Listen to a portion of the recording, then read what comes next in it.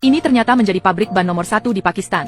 Karena Pakistan menempati peringkat 5 negara teratas di dunia dalam hal kepemilikan sepeda motor, hal ini telah menyebabkan lonjakan permintaan ban sepeda motor di negara tersebut. Untuk mengatasi masalah ini, pabrik kepala ban di Karachi ini mulai memproduksi ban sepeda motor secara mandiri dengan kinerja biaya yang sangat tinggi. Video dimulai dengan petugas keamanan pabrik yang menyambut hangat para penggemar untuk menonton. Saat Anda memasuki pabrik, hal pertama yang terlihat adalah karet alam yang digunakan untuk memproduksi ban.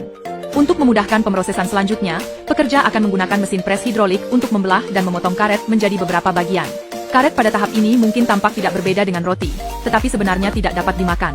Karet yang dibagi kemudian akan ditimbang dengan tepat, dan pekerja akan membawa sekantong sesuatu yang mirip mentega. Saya yakin kalian semua tahu bahwa benda ini adalah kopolimer polistirena butadiena karet sintetis. Jika karet alam bertanggung jawab atas ketahanan dan ketahanan aus ban, maka karet sintetis bertanggung jawab atas stabilitas dan plastisitas. Kinerja keduanya tidak saling melengkapi. Para pekerja kemudian akan mencampur bahan tambahan. Yang ditimbang sekarang adalah kalsium karbonat yang digunakan untuk mengoptimalkan kinerja karet, dan kemudian karbon hitam yang digunakan untuk meningkatkan ketahanan karet terhadap keausan perlu dicampur. Setelah penimbangan selesai, pekerja akan memuat bahan baku ke dalam kotak bahan. Kemudian pekerja lain akan memindahkan bahan baku ke bengkel kokas dan memasukkan semuanya ke dalam mixer internal untuk mencampur dan mengeluarkan bahan baku melalui sekrup internal guna mencapai tujuan pencampuran dan pemanasan awal bahan baku. Karet yang telah tercampur kemudian dimasukkan ke dalam mesin pencampur terbuka untuk dicampur. Dengan menggulung dan meregangkan karet secara terus-menerus di dalam mesin, molekul ikatan silang dalam bahan karet meningkat, sehingga mencapai kekerasan dan elastisitas yang lebih baik. Dalam proses ini juga diperlukan penambahan agen peracikan yang terdiri dari akselerator dan vulkanisator untuk memperbaiki sifat fisik karet. Setelah pencampuran selesai, karet akan dipindahkan ke mesin pemotong karet dan dipotong menjadi strip karet dengan lebar standar.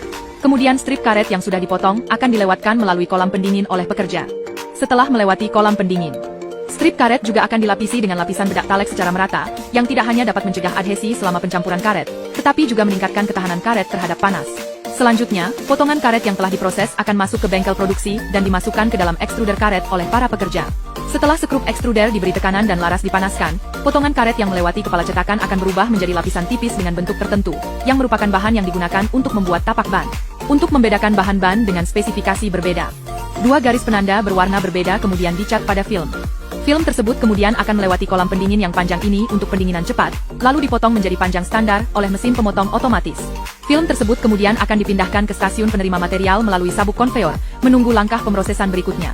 Di sisi lain, pekerja sedang memproduksi film penghubung untuk melindungi ban, yang sebagian besar dibuat melalui proses pelapisan kain tenun serat kimia.